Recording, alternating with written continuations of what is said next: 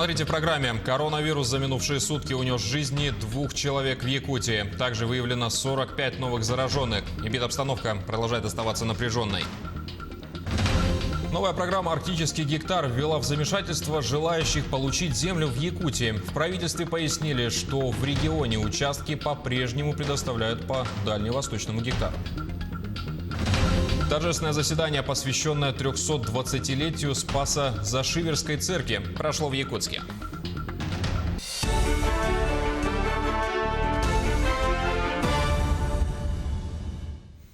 В эфире «Вечерние новости». Здравствуйте.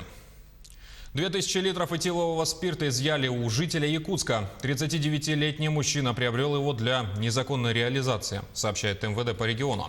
Спиртосодержащую продукцию он перевозил на арендованной грузовой машине, из которой оперативниками при поддержке бойцов Росгвардии было изъято 400 пластиковых канистр объемом 5 литров каждая. По результатам исследования было установлено, что в емкостях находится 2000 литров этилового спирта стоимостью 114 тысяч рублей. Возбуждено уголовное дело по статье «Незаконное производство и оборот этилового спирта». Мужчине грозит лишение свободы на срок до 3 лет. Сейчас подозреваемый находится под подпиской о невыезде. Эпидобстановка в регионе, по данным оперативного штаба, продолжает оставаться напряженной. За сутки выявлено 45 новых заболевших коронавирусом, из них 21 в Якутске, 3 в Кангаласском районе, в Амгинском, Верхневилюйском, Ленском, Мегино-Кангаласском, Мирнинском, Намском, Нерюнгринском и Оленёкском районах по 2 заболевших. И единичные случаи в Алданском, Нюрбинском, Сунтарском, Усть-Алданском и Чурапчинском районах. 2 человека скончались от коронавируса за минувшие сутки в Якутии. Напомним, что накануне глава региона своим указом утвердил меры по противодействию распространению коронавирусной инфекции при организации образовательного процесса в республике в новом учебном году. И в оперативном штабе объяснили, как будут учиться дети с 1 сентября.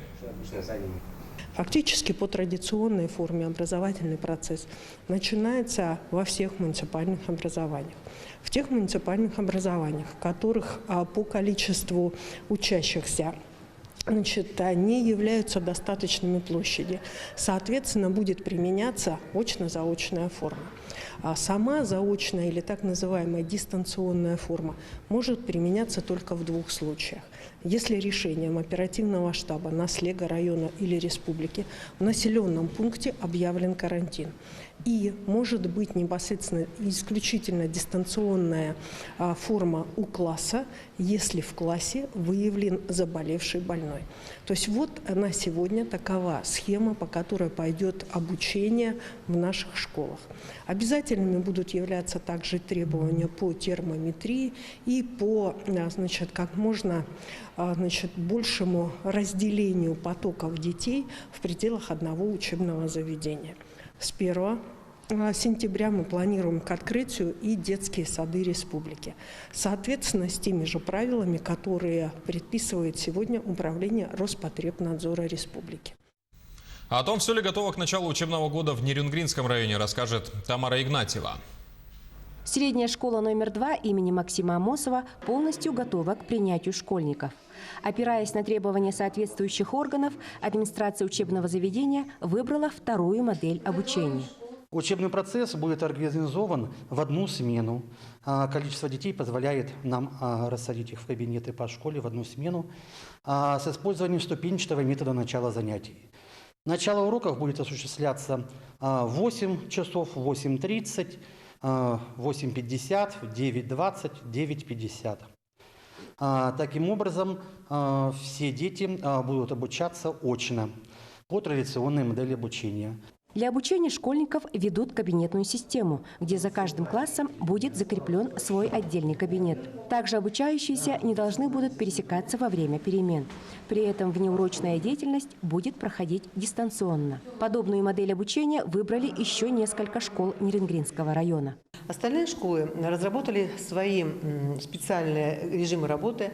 Занятия будут начинаться у нас с 8 часов, в каких-то школах заканчиваться будут в 16 часов, в каких-то школах 18 часов, в зависимости от наполняемости школы.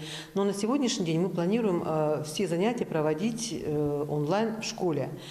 Конечно, ситуация неоднозначная, поэтому здесь и рассмотрели ситуацию, когда школа может перевести на дистанционное обучение по каким-то отдельным предметам. Для создания достаточной иммунной прослойки в этом году поставлена задача привить от гриппа 60% населения, чтобы ситуация с ковид не усугубилась еще одной инфекцией. Буквально с первых дней учебного года родителей попросят подписать соглашение на вакцинацию детей. Тамара Игнатьева, Вадим Барашков, Нерингри. Доплаты в размере 5000 рублей ежемесячно смогут получить более 9000 классных руководителей в Якутии.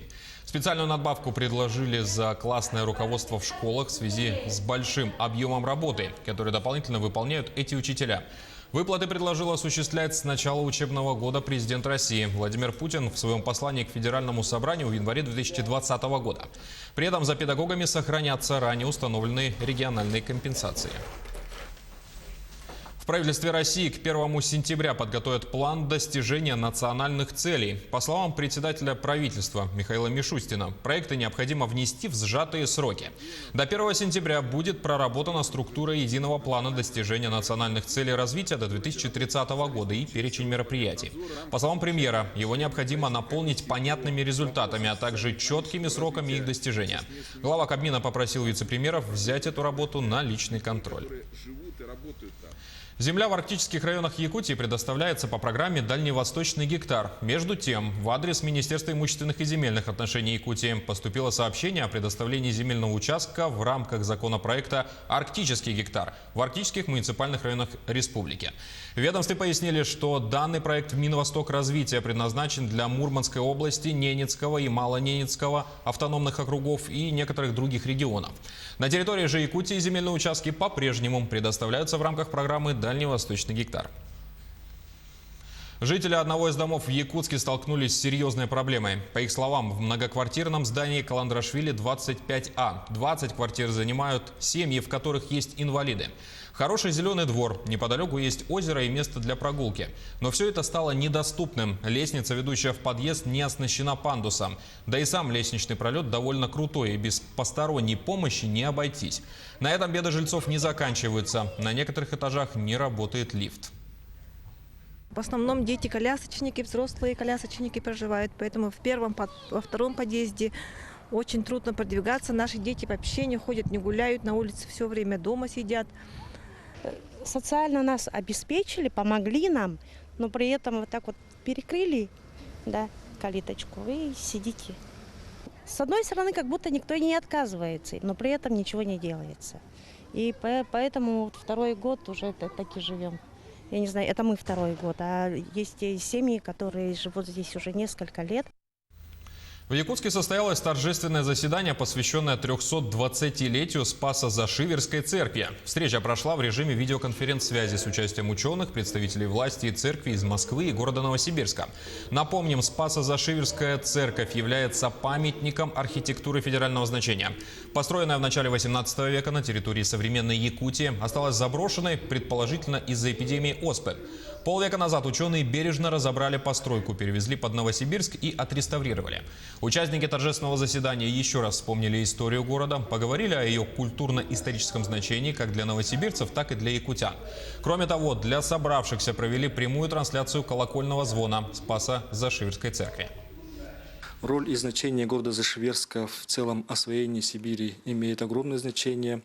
На территории современного Момского улуса был расположен город Зашиверск, который был и транспортным узлом, и торговым центром.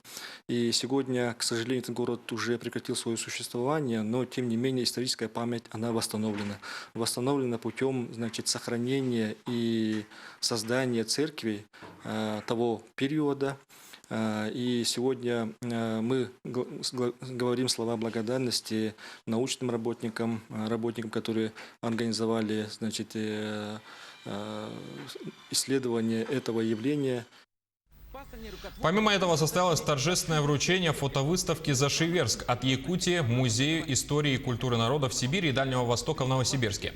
Также прошло награждение наиболее отличившихся якутян, проживающих в Новосибирске. Так, указом главы Якутии почетное звание «Заслуженный работник здравоохранения» вручили первому директору Института разработки средств медицинской диагностики компании «Вектор Бест» Алексею Амосову. Благодарственные письма председателя Госсобрания Ил Тумен получил ветеран Великой Отечественной войны Петр Патнягин и директор Сибнордтехкомплекс Тимофей Тимофеев и другие. Музей-центр «Хамуса народов мира» открыл двери после реэкспозиции. Ее провели в 4-м зале. Также работники музея собрали материалы по хамусотерапии, о хамусе в науке, литературе, музыке, кино и других сферах. Посетители удивят факты и об авторе толкового словаря русского языка Владимире Дале, упомянувшем зубанку, то есть варган. Помимо этого, в расширенном виде представлена информация об основании музея и его руководителях, работавших в разное время. Этот зал у нас посвящен истории хамуса в разных сферах. Да? И эта работа длилась примерно год. Она с прошлого года у нас была запланированная, прошла несколько этапов. Ну, а последнее обновление этой экспозиции проходило в 2011 году еще. Да? И понятное дело, что экспозиции со временем устаревают, как морально, так и материально, скажем. Да? И время от времени любой музей, конечно, должен проводить такую реэкспозиционную работу. Новое оборудование поступило в модельную библиотеку поселка Хандыга Тампонского района. Ее отличительной особенностью станет наличие смарт-лаборатории.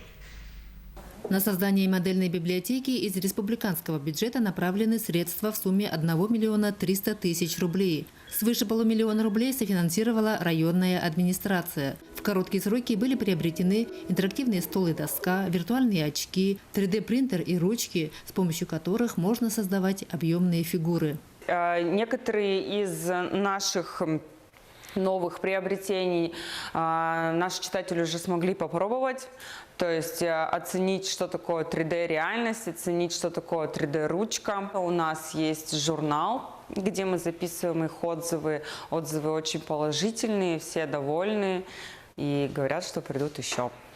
Смарт-лаборатория – гордость открывшейся в этом году библиотеки. Прикоснуться к новым, цифровым, высокотехнологичным сервисам желают как дети, так и люди старшего поколения. Я хочу, чтобы больше людей приходило в эту библиотеку. И хорошо, что здесь открылся IT-парк. Здесь можно научиться рисовать из 3D-ручек, найти информацию в интернете, а также поиграть в интересные игры. Создание модельной библиотеки, современной смарт-лаборатории, новыми сервисами даст возможность жителям Хандыги осваивать новые цифровые технологии и идти в ногу со временем. Совсем скоро планируется официальное открытие смарт-лаборатории. Мария Винокурова, Александр Тиянич, Хандыга, Тампонский район. И на этом пока вся информация. До встречи в эфире.